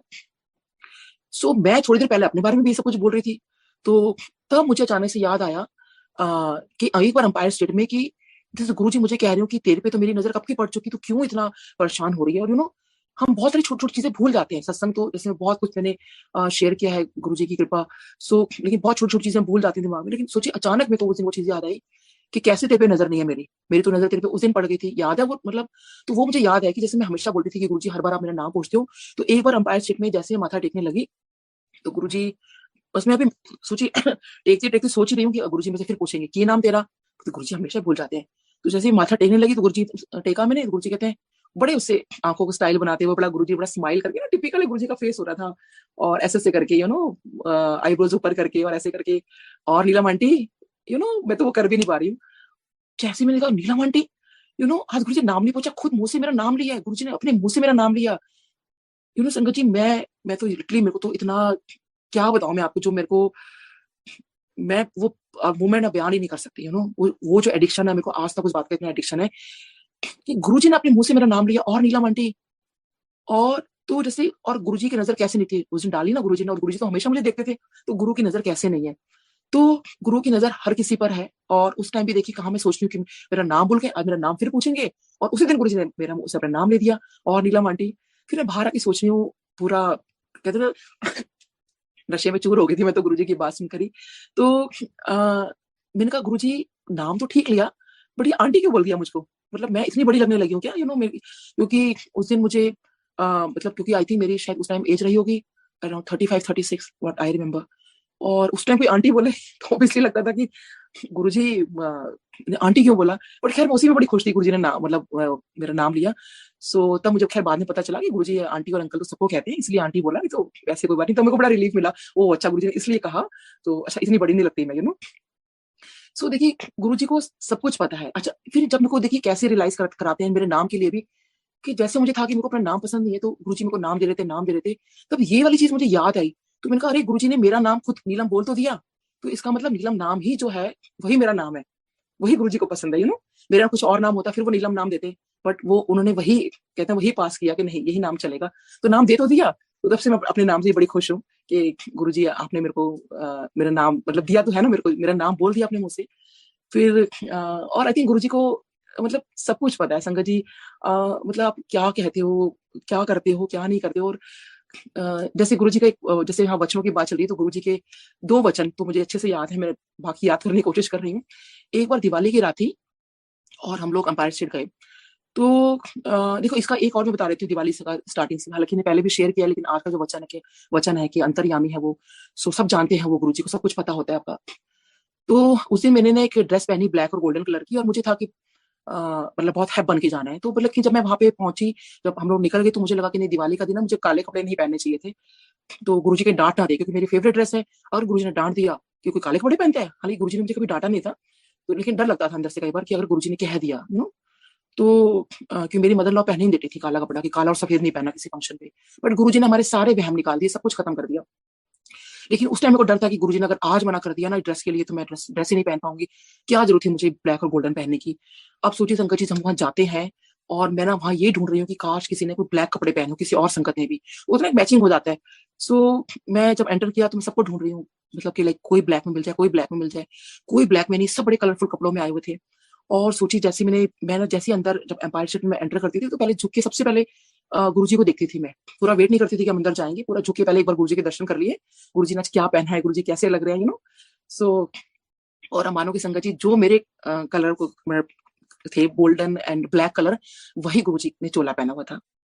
तो सोचिए गुरुजी कैसे आंसर करते हैं आपको, कोई मेरे मैचिंग का कोई नहीं था, सिर्फ मेरे गुरुजी मेरे मैचिंग के थे। तो उनको पता था कि इतना वहमों में पड़ी हुई है, सोचो मेरा वहम भी दूर किया, ये कुछ फर्क नहीं पड़ता। खुद साक्षात भगवान वो मेरे साथ ब्लैक मैचिंग में मेरे साथ थे, और एक ये वहम दूर किया कि कुछ नहीं होता कलर वगैरह से। तो फिर उसके बाद हम लोग हर वहां बैठे, और हम लोग जैसे दिवाली की रात है तो डेफिनेटली काफी चहल पहल थी और काफी हम लोगों का थे, तो हम लोग काफी बैठे रहे। फिर कड़ा प्रसाद आया, चाय प्रसाद आई, तो एक प्लेट में कड़ा प्रसाद आता था और 4 लोग उसमें शेयर करते थे, और सब आराम से खा रहे थे। ऐसा नहीं होता था ज्यादा मुझे मिल जाए या कुछ है, सब अपना अपना हिस्सा खा रहे होते थे, और कोई ऐसे बहुत डिसिप्लिन होता था, ऐसा कुछ नहीं। फिर चाय प्रसाद आ गई, हम लोगों ने वो ली। फिर जब हम लोग कड़ा प्रसाद खा रहे थे तो सामने गुरुजी कुछ संगत उनके आसपास बैठी हुई थी, और ऐसे ही हंसी मजाक चल रहा था काफी। तो उसके बाद किसी ने कुछ पूछा होगा, तो गुरुजी ने कहा, एकदम गुरुजी थोड़ा जोर से बोले जो हम लोग भी सुन पाए, कि मन चंगा ते सब चंगा। सो फिर गुरुजी को किसी ने कुछ कहा होगा, तो गुरुजी कहते हैं हाँ हाँ बस, मन चंगा ते सब चंगा। तो देखिए सच बात है कि अगर हमारा मन सही है तो सब कुछ चंगा है, अगर हमारा मन ठीक नहीं है तो कुछ भी ठीक नहीं है। लेकिन शिव पुराण में भी यही कहा जाता है, आप इतना पैसा लगा लो और या पैसा मत लगाओ, कुछ भी अगर आपका मन साफ नहीं है तो आपको उसको पूजा का फल ही नहीं मिलेगा।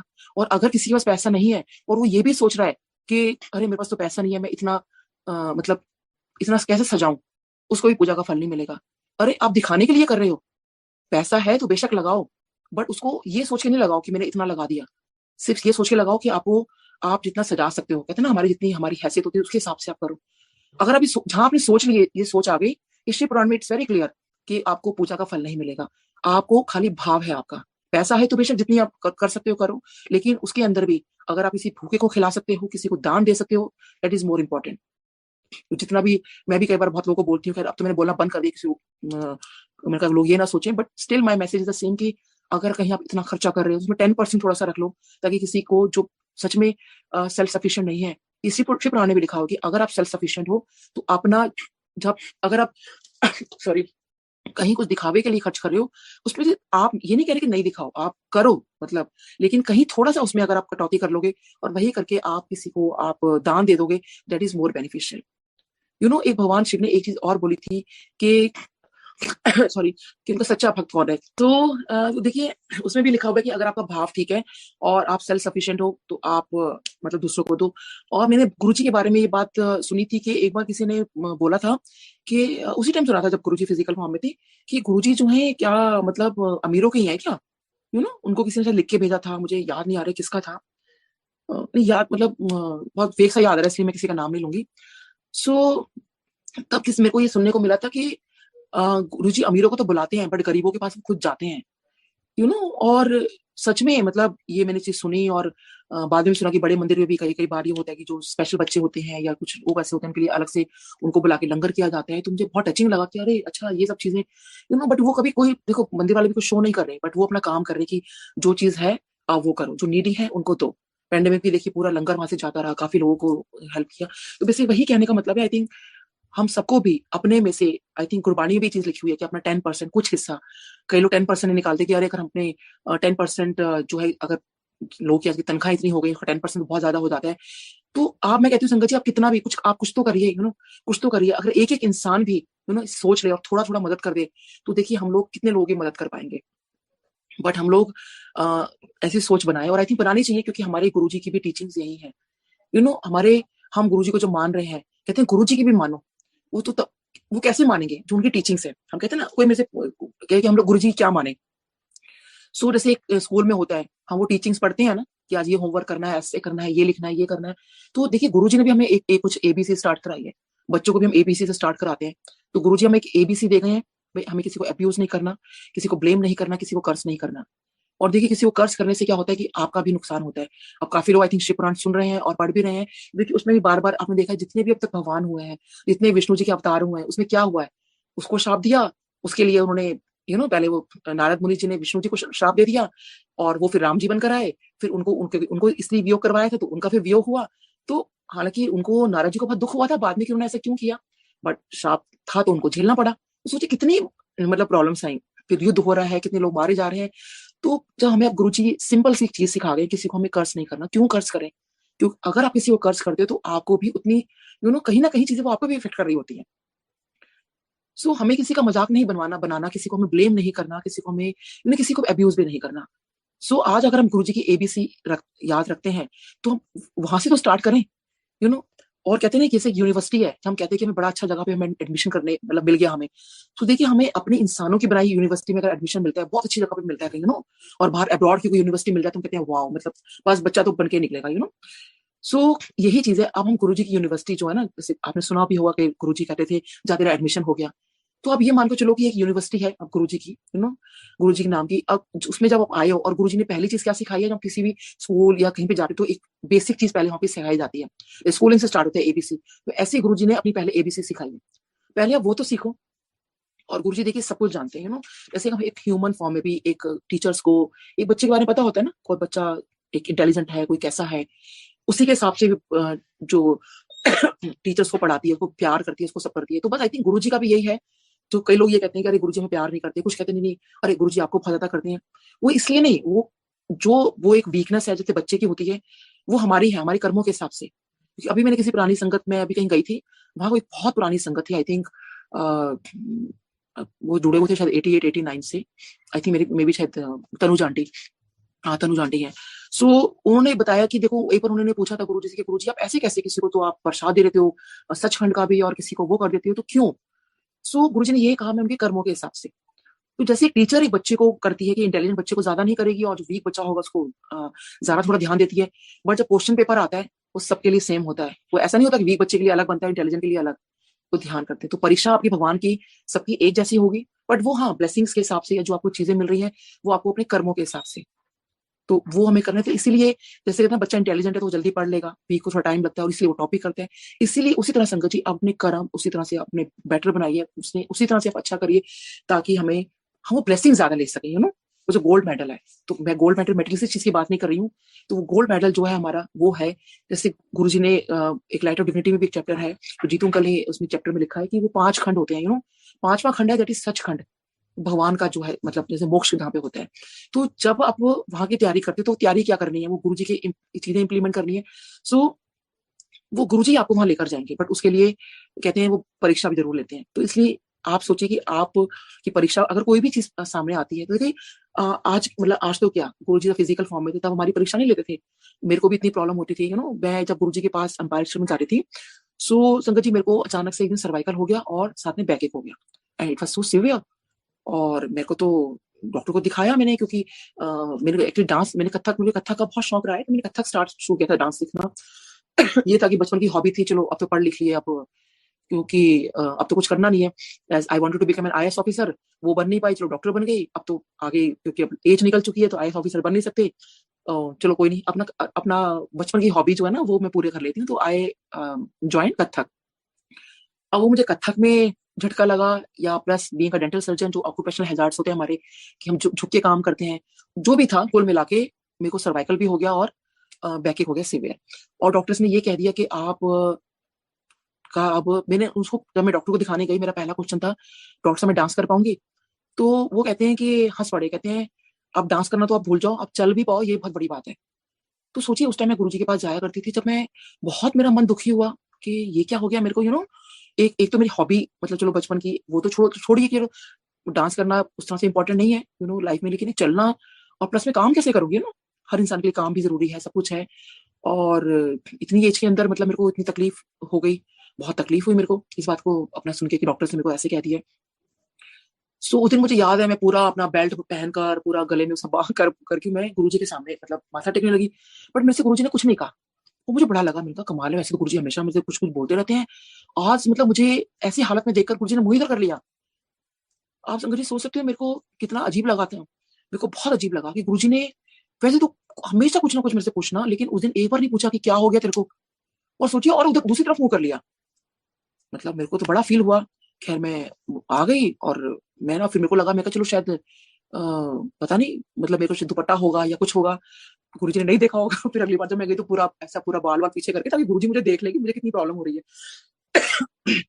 फिर गुरुजी ने कोई बात नहीं की मेरे से, और फिर दूसरी तरफ मुंह कर लिया। मेरे को बहुत अटपटा लगा कि गुरुजी मतलब लाइक एक बार भी आपने नहीं कहा। फिर मैंने कहा मैं गुरुजी से बोलूंगी नहीं कि मेरे को दर्द है, तो मेरे को फिर मैं क्या बोलूँ ना, लेकिन गुरुजी मेरे कमर में दर्द है, ये भी मुझे बहुत अटपटी बात लगी कि गुरुजी से ये जाके बोलूं कि गुरुजी मेरे सर्वाइकल हो गया, मतलब कमर में दर्द है। वही वाली बात की हस्बैंड वाली डॉक्टर होके, मतलब ये क्या छोटी सी बात की कमर में दर्द है, कमर में दर्द तो बहुत लोगों के होता है, हाँ, फिर जिस दिन मैं वो सब बेल्ट वेल्ट पहन के नहीं गई थी, सब कुछ पहन के नहीं गई थी, क्योंकि जैसे मुझे आराम आ गया था, दवाइयाँ मैंने लेनी शुरू कर दी थी।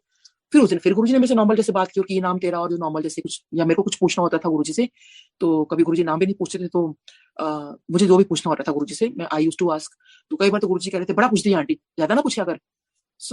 फिर मन में आता था, गुरुजी क्या मैंने पूछा है, नॉर्मल बातें तो पूछी है, बच्चे के स्कूल के बारे में तो पूछा है, क्योंकि मेरी ये जो दुनिया एक बीइंग अ मदर वही थी कि मेरे बच्चे ठीक रहे, उसके स्कूल में प्रॉब्लम नहीं हो, टीचर ने आज ये कह दिया, आज टीचर नहीं। मैं रोज गुरुजी से जाके, मतलब जब भी, खैर रोज नॉट रोज, जब भी हम गुरुजी के पास जाया करते थे, तो एवरी टाइम एक हमेशा है, गुरुजी आज स्कूल में ये बात हो गई, आज टीचर ने ये कहा, आज टीचर ने वो कहा। और गुरुजी मुझे ऐसे देखते थे, कुछ नहीं कह रहे थे, बड़ा पूछती आंटी, ज्यादा ना पूछे अगर। फिर हमें अपना घर बनवाना था डीएलएफ के अंदर, मैंने वो पूछा, तो हम लोग हस्बैंड वाइफ जैसे पूछने लगे, तो गुरुजी कहते हैं आज कुछ नहीं पूछना। तो उस दिन भी हमें बड़ी हैरानी हुई कि गुरुजी को कैसे पता कि आज हम कुछ पूछने के लिए आए हैं। और क्योंकि मेरे को बहुत दुख लगता था कि गुरुजी से हमें कुछ पूछना नहीं है, बट फिर भी वो हमारे मन में रहता है ना, क्योंकि मेरे को ऐसे कुछ मांगने के लिए नहीं मैं पूछती थी, मुझे लगता था कि नहीं, मतलब मुझे जो भी स्कूल में दिक्कत हो रही है, जो भी मतलब लाइफ में हमारी चीजें थी, गुरुजी को पता होना चाहिए। बट हमें ये नहीं पता था, गुरुजी को तो सब कुछ पता है, वो अंतर्यामी है, क्या नहीं पता उनको। तो जय गुरु जी।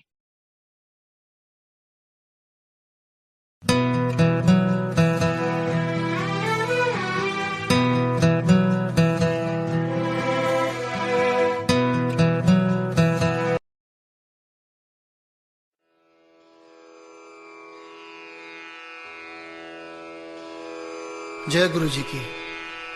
अब हम मंत्र जाप करेंगे। ओम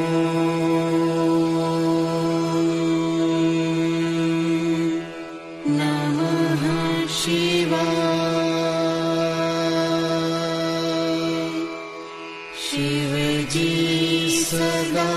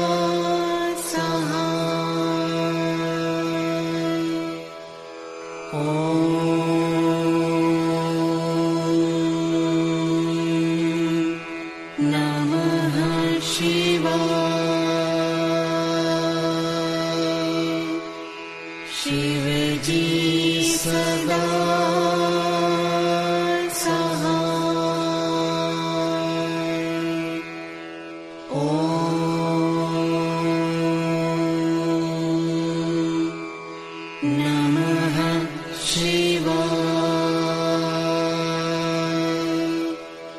गुरुजी सदा सहाय। ॐ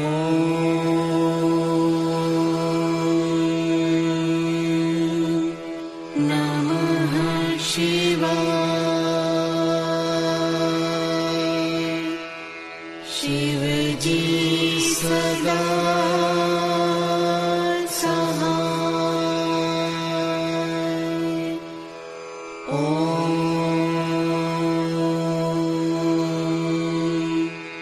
नमः शिवाय। गुरुजी सदा सहाय।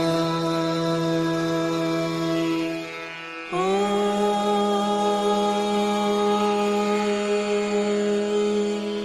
नमः शिवाय। शिवजी सदा सहाय। ॐ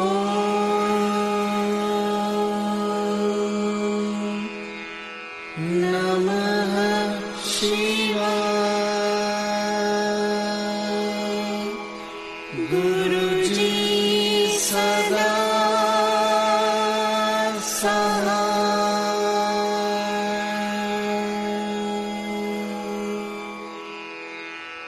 जय गुरु जी की।